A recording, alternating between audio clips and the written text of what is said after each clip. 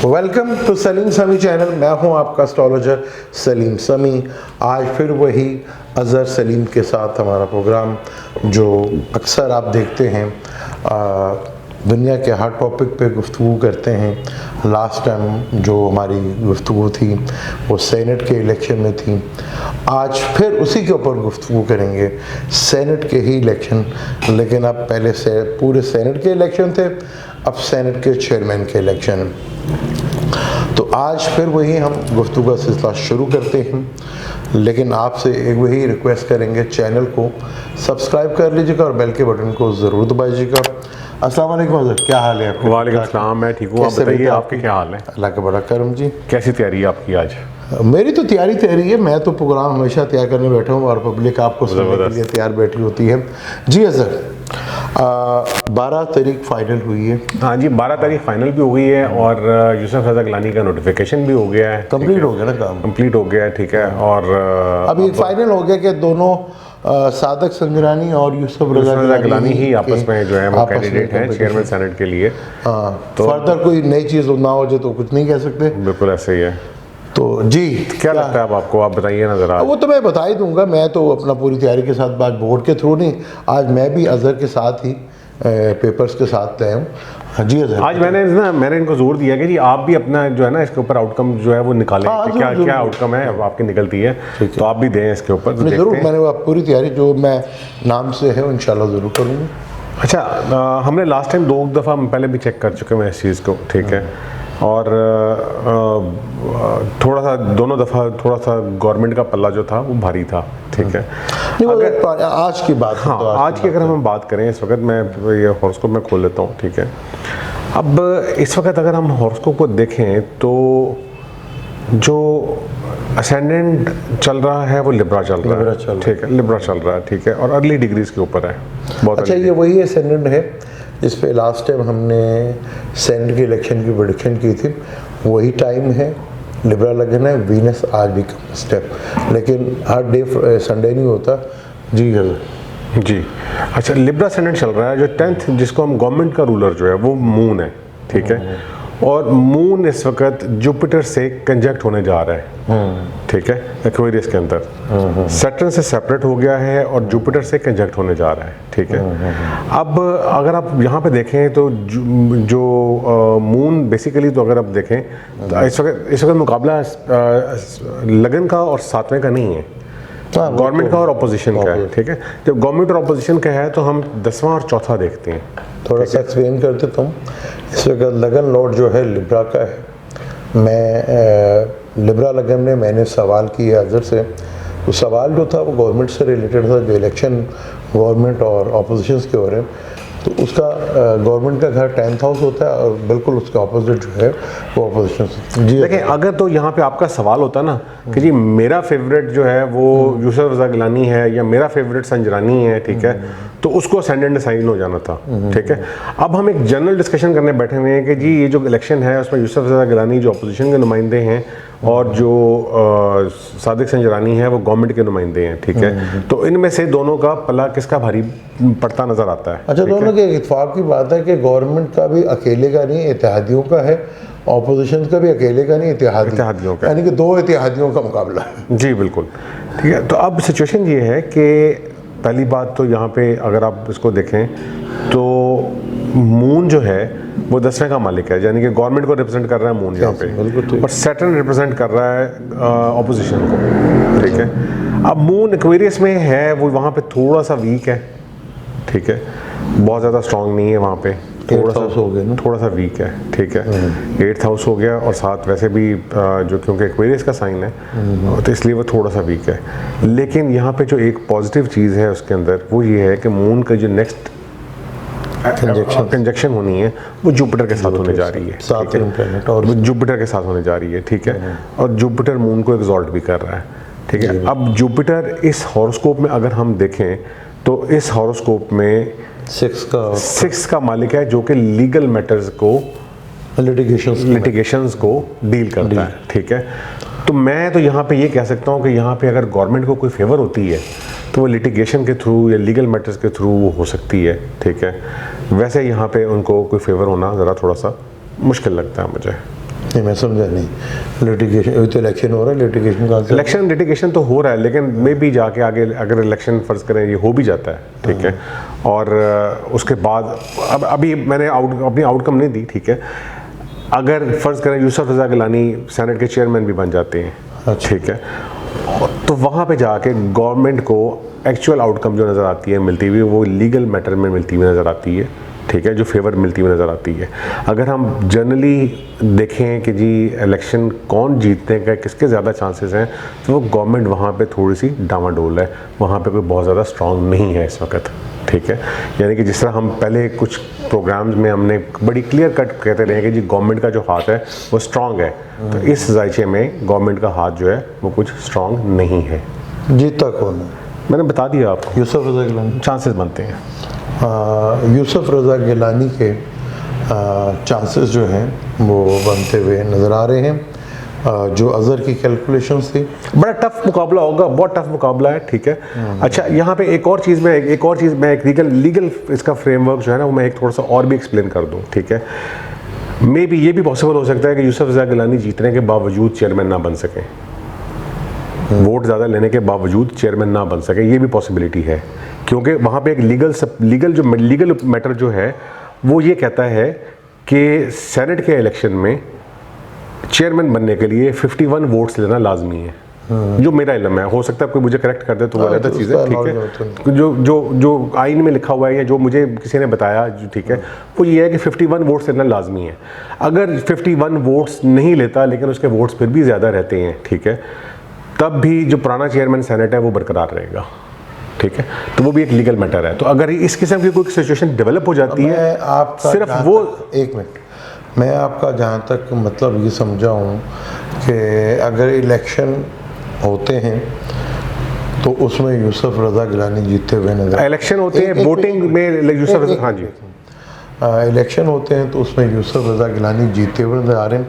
लेकिन अगर पूरी कैलकुलेशन से ये कह रहे हैं कि अगर मुकाबला टफ है, इसमें कोई शक नहीं कि टफ मुकाबला होगा, कहीं एज मिला तो कोई लीगली पॉइंट ऐसा उठ के सामने आ जाए एग्जैक्टली जो यूसुफ रज़ा गिलानी के लिए प्रॉब्लम खड़ी कर सकता है। बिल्कुल ऐसे ही है, ठीक है, तो वरना अगर ये ऐसा कुछ नहीं होता तो यूसुफ रज़ा गिलानी के चांसेस ज़्यादा हैं जीतने के, लेकिन कोई लीगली बीच में अगर आ गया तो फिर जो है वो प्रॉब्लम जो है वो खड़ी हो सकती है, जो साबका अभी भी हैं और मौजूदा भी हैं, और हारते हैं तो साबका हो जाते हैं, और अगर वही स्टे कर देंगे, अगर कोई लीगली मैटर्स जो है, यानी लीगल कोई बेनिफिट जो है वो गवर्नमेंट को मिलता हुआ नज़र आता है।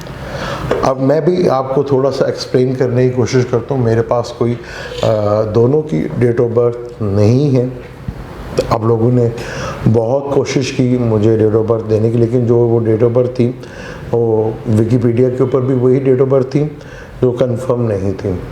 तो नाम से मैं कोशिश करूँगा, नाम से आप कोई हतमी रिज़ल्ट तो नहीं निकाल सकते, एक लिमिट तक ही रह सकते हैं। एक कोशिश करूँगा कि नाम से जो पॉसिबिलिटी है, जो मैं डेट ऑफ बर्थ से कॉन्फिडेंस से बात करता हूँ, शायद वो नाम से ना कर सकूँ, लेकिन एक कोशिश ज़रूर करूँगा। सादिक संजरानी साहब जो है नाम से बुर्ज दिलू बनते हैं, यानी कि एक्वेरियस बनते हैं, और यूसुफ रज़ा गिलानी जो है वो नाम से बुर्ज हमल बनते हैं। अब एक्वेरियस और बुर्ज हमल का मुकाबला है, यानी कि देखा जाए तो बुर्ज हमल का 11वां घर है, सादिक संजरानी जो है वो नाम से जो बनते हैं वो उनका 11वां घर बनते हैं, यानी कि बेनिफिट्स का घर, और एक्वेरियस से देखें तो वो 3रा घर बनता है हिम्मत और करेज का।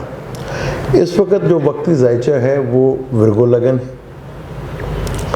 अब यहाँ पर फेवर्ड या हम किसी को भी करें कि लगन, अगर हम गवर्नमेंट को ले लें लगन, तो विर्गो लगन बना।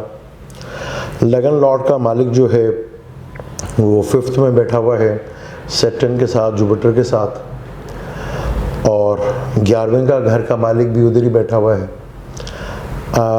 11वें का मालिक है वो भी 5th में बैठा हुआ है। अब 5th यहाँ काफ़ी हद तक स्ट्रॉन्ग जो है बना हुआ है, वहाँ पे जुपिटर भी है, वहाँ मरकरी भी है, वहाँ मून भी है, वहाँ सैटर्न भी है। तो यहाँ पर 5th हाउस काफ़ी स्ट्रॉन्ग बना, और 5th हाउस वो भी घर होता है जो ओहदा दिलाता है। उसका मालिक भी उधर बैठा है, उसने सैटर्न के साथ भी कंजक्शंस किया, उसने मरकरी के साथ भी किया और जुपिटर के साथ भी किया। अब जिस दिन ये इलेक्शन होंगे, मून भी एक्वेरियस में होगा, जो कि सादिक संजरानी का चार्ट बनता है। और मरकरी भी जो 12वें घर में है, वो भी नाम से जो सादिक संजरानी साहब हैं उनके ताले में आ जाएगा।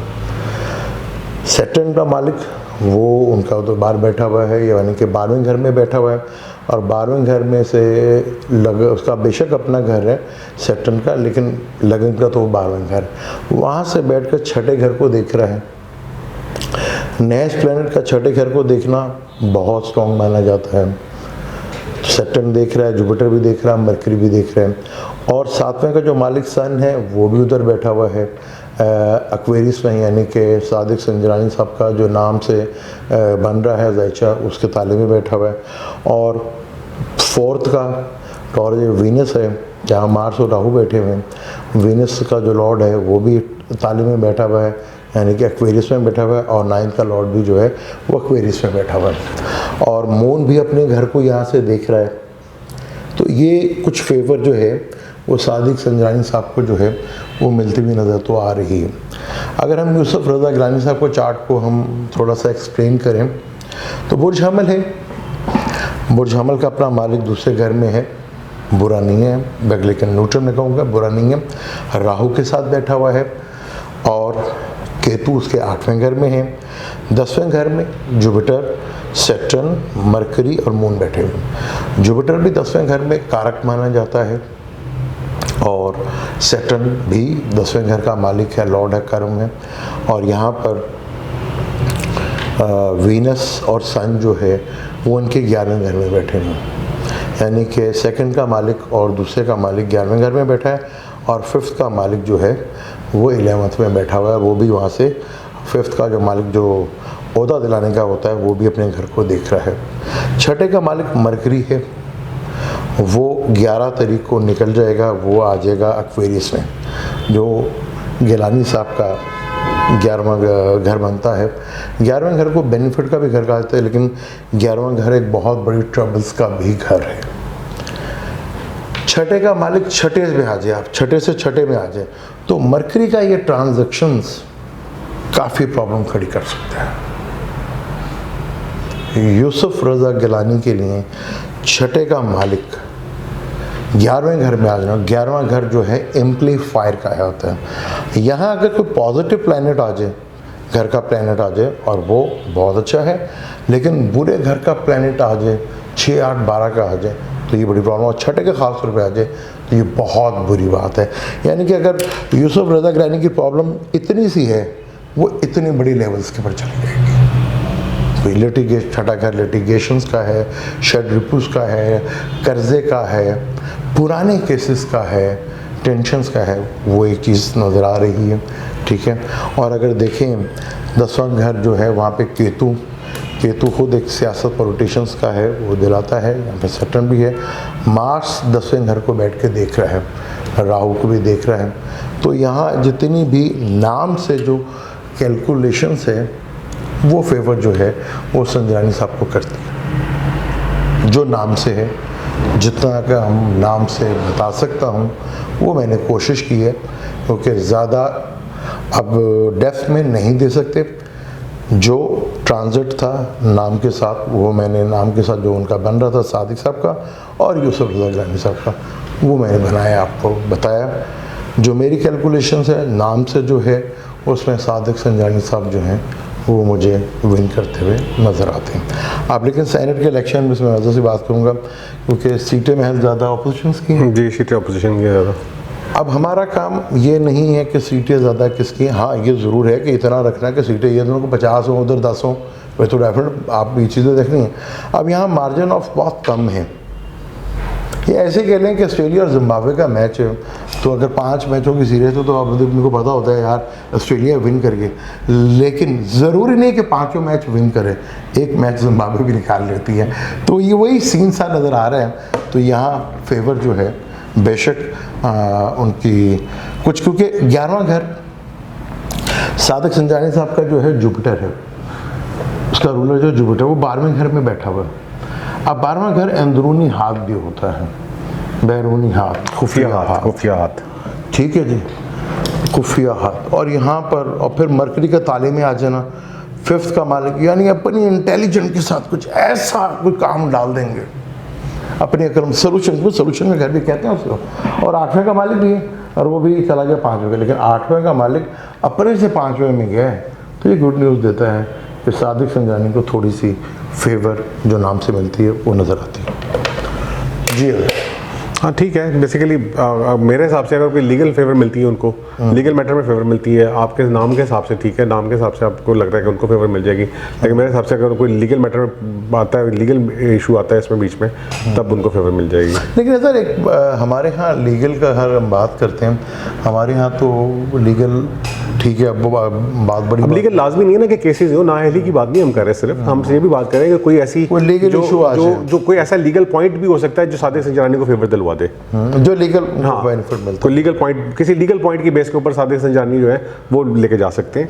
अच्छा सर, हम एक और सवाल करते हैं, इस वक्त मौजूदा इंडिया के और पाकिस्तान के हालात, क्या लगता है कि जो उन्होंने एक पेशकश की थी वो तो बड़ी प्यार मोहब्बत की थी, देखिए लेकिन इंडिया के अपने अंदरूनी हालात काफ़ी ख़राब है। मोदी साहब दुनिया का कोई ऐसा हिस्सा नहीं है, कोई ऐसा हिस्सा नहीं है कि जहाँ उनके अंधभक्त, अच्छा अंधभक्त मैं कहता हूँ कि अंधभक्त उसे कहते हैं कि जो है कहाँ चुटाई है सडा, ठीक है जी, यानी कि ना कोई सोचना ना कुछ करना, पागलों की तरह यकीन कर लेना, उसको अंधभक्त कहते हैं। बुरी तरह जलील हो रहे हैं। और मज़े की एक और बात बताऊँ आपको, बॉलीवुड के बड़े फेमस एक्टर मिथुन चक्रवर्ती अपने बच्चे को रेप केस से बचाने के लिए बीजेपी में शामिल हो गए। जी हज़रत। देखें, हम इस बात को पहले भी डिस्कस कर चुके हुए हैं इंडिया के बारे में, इंडिया का हॉर्स को भी हम डिस्कस करेंगे किसी वगैरह डिटेल से इस चीज़ के ऊपर कि इंडिया के जो इंडिपेंडेंस चार्ट है उसके अंदर क्या एस्पेक्ट बन रहे हैं। इंडिया के अंदर जो इस वक्त एक फेस चल रहा है वो एक शदीद इंटरनल डिस्टर्बेंस का फेस चल रहा है, ठीक है। आपका जो उनका जो प्लूटो का, सैटर्न का जो एस्पेक्ट बनने जा रहे हैं वो डायरेक्टली उनके आईसी और एमसी को इम्पेक्ट करने जा रहे हैं, ठीक है। अच्छा ये थोड़ा सा एक्सप्लेन कर दें लोगों के लिए कि एमसी क्या होता है। IC basically fourth house cusp होता है, ठीक है, और MC basically 10th house cusp होता है, ठीक है। जब 10th हाउस आपकी गवर्नमेंट को रूल करता है और 4th हाउस आपकी आवाम को रूल करता है, ठीक है। तो आवाम की तरफ से भी एजिटेशन हो रही है और जो कि गवर्नमेंट को डिस्टर्ब कर रही है, ठीक है, क्योंकि ट्रांजिट जब होना है, सैटर्न का जब ट्रांजिट होना है तो उसमें ये सारी चीज़ें जो है ये काफ़ी ज़्यादा तंग करेगी उनको, ठीक है। और इसी में मैंने लास्ट टाइम भी ये कहा था कि इंडिया के अंदर जो इंडिपेंडेंस मूवमेंट है वो काफ़ी उभर के सामने आएंगी, नई मूवमेंट्स जो हैं उभर के, पब्लिक एजिटेशन जो है वो उभर के सामने आएगी।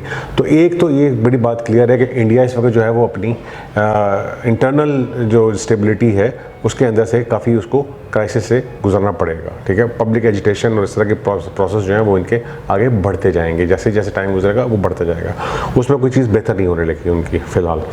गवर्नमेंट डेफिनेटली अगर प्लूटो का ट्रांजिट हो रहा है, सैटर्न का ट्रांजिट हो रहा है, जो एस्पेक्ट बन रहे हैं, तो गवर्नमेंट के लिए टफ टाइम है।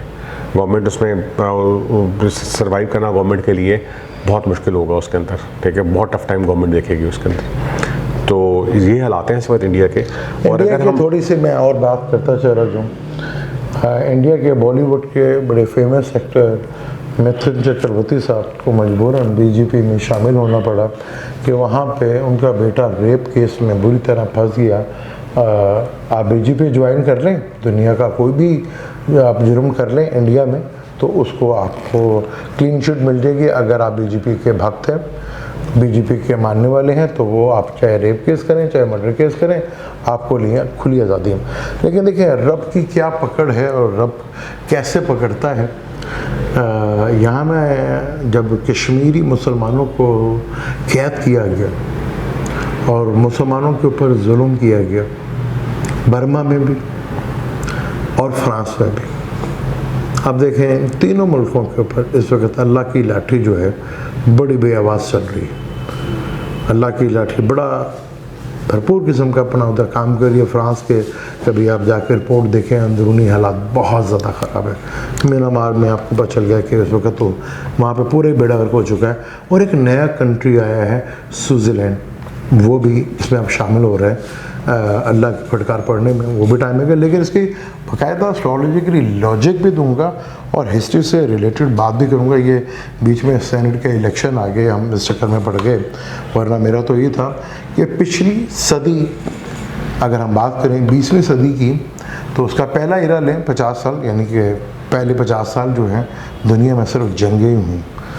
आखिरी 50 सालों में दुनिया में जो कुछ मुल्क टूट के अलग हो गए थे वो जुड़े भी, और कुछ बेशुमार मुल्कों ने यूनियन बनाई और यूनियन बना के बहुत बेशुमार फ़ायदा उठाया।